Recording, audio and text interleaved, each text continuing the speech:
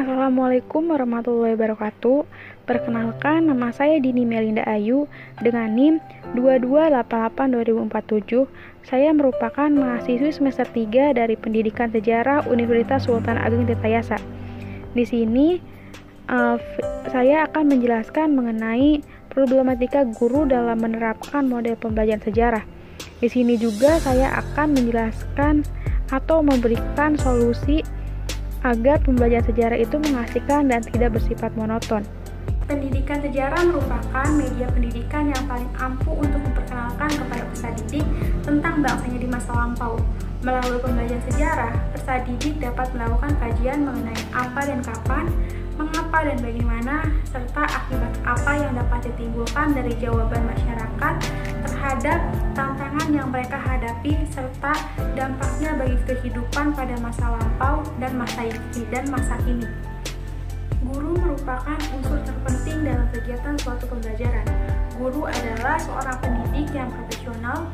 Guru merupakan salah satu faktor utama bagi terciptanya generasi penerus bangsa.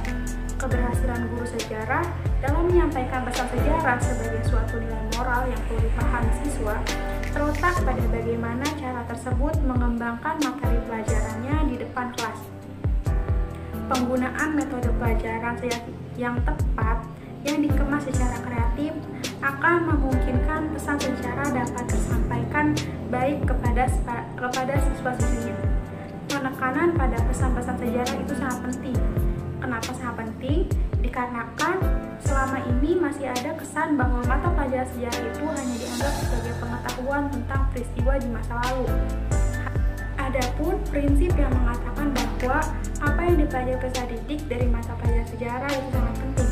Nah, prinsip ini akan memberikan kesempatan kepada para peserta didik untuk belajar dari peristiwa sejarah dalam kehidupannya sehari-hari. Dengan menerapkan prinsip ini, maka mata pelajaran sejarah dapat menangkal pendapat bahwa pelajaran sejarah itu tidak terkait dengan kehidupan dan juga pelajaran sejarah itu menerapkan dimensi 3 waktu, yaitu pada masa lalu, masa kini, dan juga masa yang akan datang.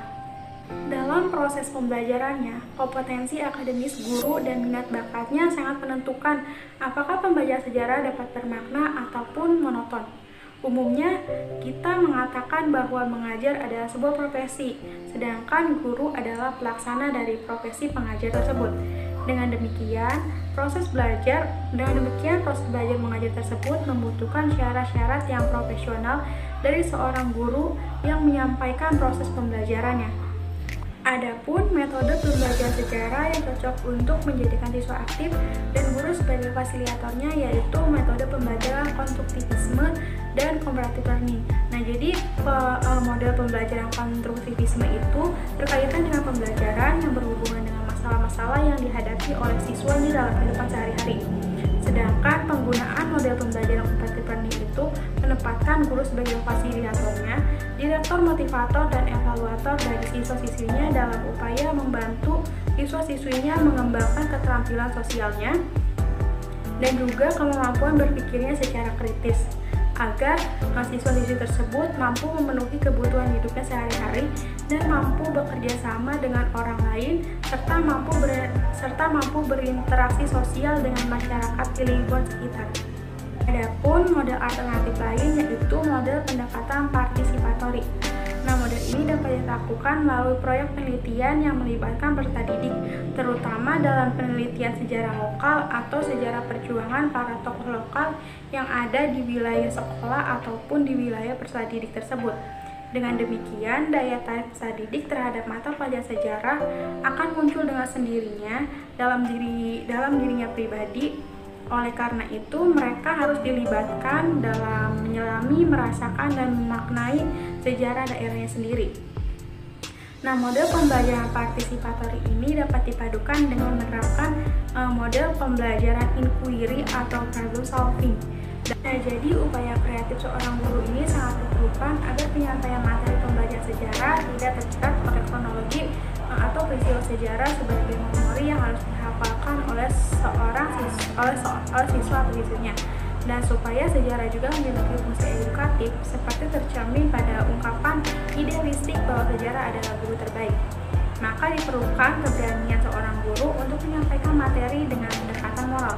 Nah, pendekatan moral dalam konsep ini yaitu pengajaran sejarah ialah peristiwa sejarah yang dapat dipahami oleh siswa sebagai suatu peristiwa yang mengandung makna untuk dapat dijadikan pedoman atau pelajaran dalam kehidupan berbangsa dan bernegara. Nah, dengan demikian, penyampaian materi pembelajaran sejarah sebagai konsep edukatif atau pendidikan nilai akan terwujud dengan baik. Menurut saya, ada beberapa hal yang dapat digunakan untuk mengatasi problematika yang terjadi dalam pembelajaran sejarah. Nah, guru dapat melakukan beberapa hal ini, yaitu dapat mengajak siswa berkunjung ke tempat bersejarah di sekitar agar siswa tidak merasakan bosan saat pelajaran, dan juga agar siswa mengetahui tempat-tempat bersejarah yang ada di tempat kita.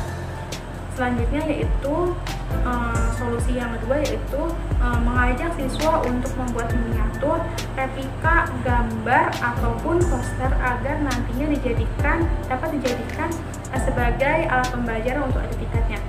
Yang ketiga, sekali guru memberikan apresiasi berupa hadiah atau apapun untuk siswa yang aktif di kelas. Yang terakhir yaitu sebelum pembelajaran atau di tengah pembelajaran, seorang guru harusnya memberikan motivasi kepada siswanya untuk membangun semangat belajar siswa. Oleh sebab itu, dalam sebuah pembelajaran itu dibutuhkan kekreativitasan guru dalam menyampaikan sebuah materi pembelajaran. Nah, kreativitas yang dimaksud ialah keterampilan seorang guru dalam menggunakan metode pembelajaran secara tepat sehingga nilai moral yang terkandung dalam setiap peristiwa sejarah itu dapat dipahami oleh siswa-siswinya. Nah, dalam hal ini diperlukan keberanian guru untuk menerjemahkan kurikulum yang akan dikembangkan dalam proses belajar mengajar. Cukup sekian pemaparan materi dari saya. Kurang dan lebihnya mohon maaf. Wassalamualaikum warahmatullahi wabarakatuh.